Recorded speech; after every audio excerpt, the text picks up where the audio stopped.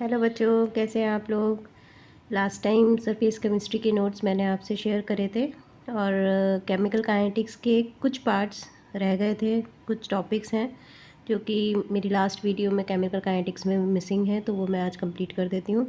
तो यहाँ पे आप देखोगे कि वहाँ पे मैंने रेट कांस्टेंट तक आपको अच्छे से एक्सप्लेन करा है। यहाँ पे आप देखोगे types of order of reaction. तो इसमें जो types of order of reaction है, इसके अंदर सिर्फ केमिकल काइनेटिक्स के टॉपिक्स हैं। ये दिस इज़ केमिकल काइनेटिक्स। इसमें आपके कुछ टॉपिक्स मिसिंग हैं लास्ट वाली वीडियोस में, तो वो मैं आपको यहाँ पे डिस्कस कर रही हूँ। ठीक है, तो यहाँ पे क्या है, आपके ज़ीरो ऑर्डर और फर्स्ट ऑर्डर रिएक्शन ही आ रहे हैं आपके सिलेबस के अंदर। Second and third order are not in syllabus. तो ज़ीरो ऑर्डर आप यहाँ से पढ़ सकते हो कि what is zero order reaction, जिसके अंदर डिपेंडेंसी नहीं होती है रेट कांस्टेंट पे। ठीक है, इसके अंदर जो रेट होता है वो आपका क्या होता है, does not change with the concentration of reactant. तो इसके मैंने यहाँ पे एग्जांपल दिए हैं। ठीक, यहाँ से आप एग्जांपल कर लेना। फिर यहाँ पे आपको दिख रहा है गैसियस स्टेट में है। ठीक, यहाँ पे भी गैसियस स्टेट शो कर रखी है। तो यहाँ पे हमें समझ में आ रहा है कि रिएक्टेंट की जो आपकी फेस है वो गैसियस होने की वजह से इस पर डिपेंडेंसी नहीं दिख रही है रेट की। फिर आता है आपका derivation for zero order reaction, because reactant और प्रोडक्ट मैंने शो कर रखे हैं, बट यहाँ पे हमें पता है कि बी पे ये डिपेंड नहीं कर रहा है। तो जो रेट है वो के times of concentration of A show तो करा है, पर पावर जो उसकी ऑर्डर है वो ज़ीरो लिया है, तो मीन्स इक्वल्स टू के। और फिर यहाँ से हमने इसको एक्सप्रेशन लेकर इंटीग्रेट करके सॉल्व कर दिया है।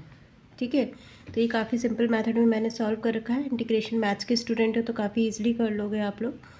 ठीक है, तो ये आपका यहाँ पे के की वैल्यू आ जाती है और यहाँ पे आपका टी हाफ लाइफ आ जाती है। ठीक, नेक्स्ट आपका यूनिट ऑफ के, जो मैंने लास्ट वीडियो में अच्छे से बताया है वही है यहाँ पे कॉन्सेप्ट सेम, उसी तरह से आपको यहाँ पे फाइंड करना है। फिर आता है आपका first order reaction. First order reaction में सिंगल कंसनट्रेशन जो होती है एक रिएक्टेंट की, उस पर डिपेंडेंसी शो होती है रेट कांस्टेंट की। तो यहाँ पे दिखा रखा है कि ए से बी की फॉर्मेशन हो रही है और जो रेट है वो आपका कंसनट्रेशन ऑफ ए पे डिपेंड कर रहा है। और यहाँ पे फिर आपने प्रोपोर्शनैलिटी कांस्टेंट लगाकर के लगा दिया है और इसको इंटीग्रेट कर दिया है। इंटीग्रेट करने के बाद आपका ये ऐसे एक्सप्रेशन आ जाएगा जिसमें आपकी सी की वैल्यू निकाल कर आप यहाँ पे फीड करोगे, तो आपके पास यहाँ पे के का एक्सप्रेशन आएगा 2.303/T लॉग बेस 10 में करा है मैंने initial concentration upon final concentration. इसको आप ऐसे भी शो कर सकते हो, इनिशियल को ए ले लो और फाइनल A-X ले लो। ठीक है, फिर ये हाफ पीरियड के लिए, हाफ लाइफ के लिए, जिसमें फाइनल कंसनट्रेशन A0/2 रखा है मैंने और उससे शो करा है हाफ लाइफ 0.693/K। तो ये आपको शो हो रहा है कि जो हाफ लाइफ है वो इनिशियल कंसनट्रेशन पे डिपेंड नहीं कर रही है। ठीक, तो यहाँ से आप इसको फिर सीडो मॉलिकुलर रिएक्शन आप एक बार पढ़ लेना। ठीक है, बाकी second order is not in your syllabus, तो इसका सिर्फ मैंने एक छोटा छोटा सा इंट्रोडक्शन एक डेफिनेशन वाइज दे रखा है। पढ़ना चाहो पढ़ लो, it's not so important, but थोड़ा सा नॉलेज हो जाता है इसलिए मैंने दे दिया है। फिर ज़ीरो ऑर्डर रिएक्शन में यहाँ पे ग्राफ ड्रॉ करा है। तो ये ग्राफ स्ट्रेट लाइन आएगा y=mx+c। अगर हम इसकी जो ये इक्वेशन है पीछे आप देखना, ये इक्वेशन आ रही है जिसमें c की वैल्यू इंटीग्रेशन के बाद डालकर आप निकालते हो, तो वहाँ से ये रिजेंबल कर रही है स्ट्रेट लाइन को।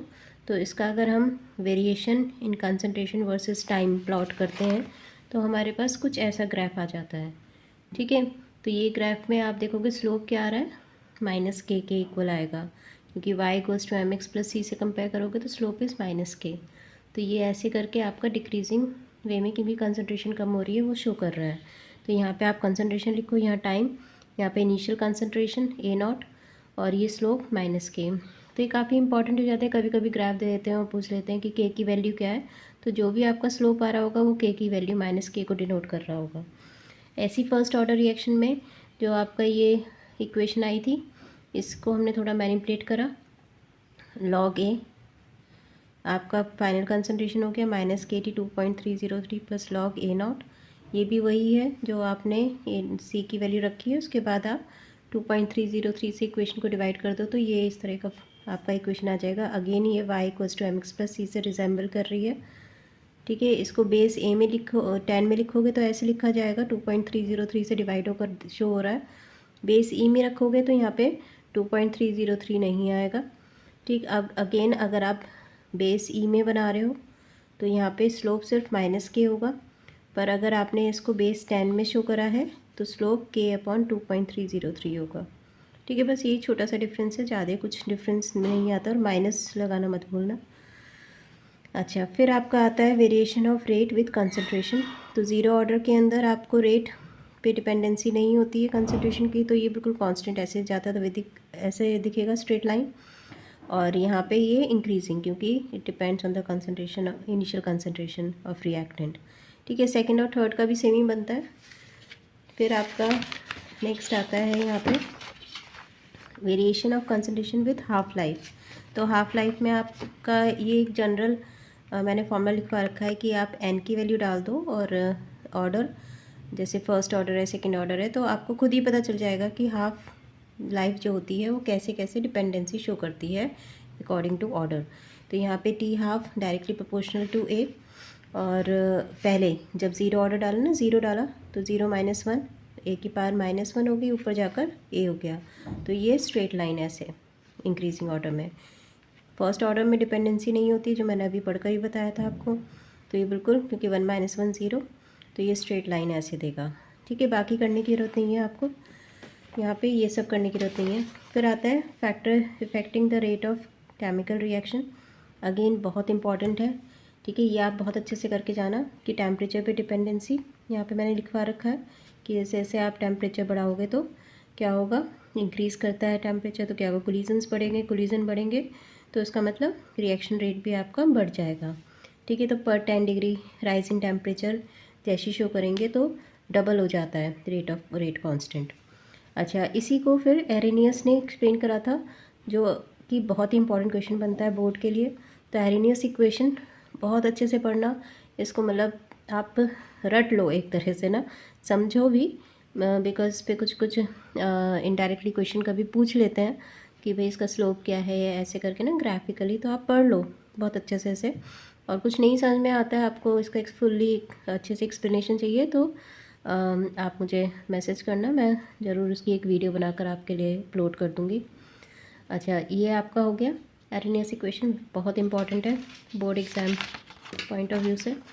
ठीक, फिर आपका यहाँ पे ये पूरा का पूरा इसका ही डेरिवेशन है, ये आप अच्छे से कर लेना, इसका ग्राफ कर लेना, इसका स्लोप जो होता है ये काफ़ी इंपॉर्टेंट हो जाता है, तो ये पढ़ लेना। फिर इसका सेकंड फैक्टर आता है कैटलिस्ट।